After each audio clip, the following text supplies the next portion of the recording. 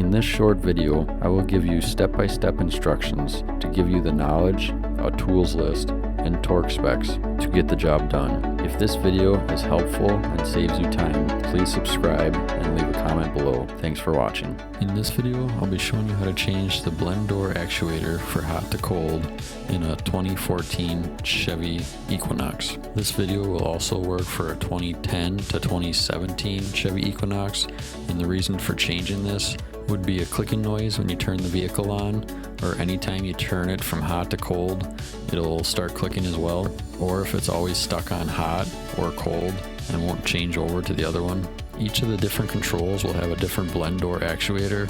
This might not be the one that's actually bad, so you'll have to check and see which one needs to be replaced. To get started, open the glove box, look up on top for this tab here. What you're gonna have to do is push up on it, so then you can pull the glove box out further. And then you can pull your glove box out and then pull up on it, and the whole thing will come off. What it is there's these little hooks on the bottom that hook it in. Just have to pull these out.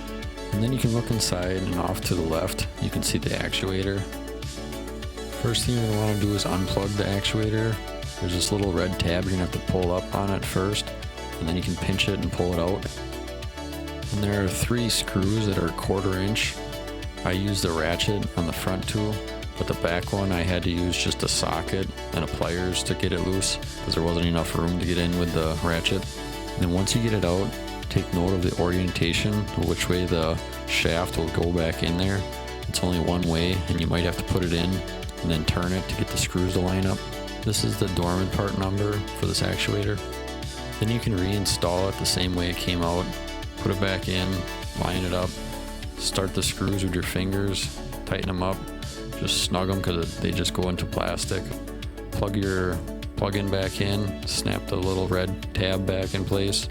Then I will be having a video on how to replace the cabin air filter on this. Now would be a good time to do this since you have it open already. Then you can reinstall your glove box, put these little clips back into the right position, push it forward. You don't have to push up on that plastic tab on top. It'll just push itself back into place.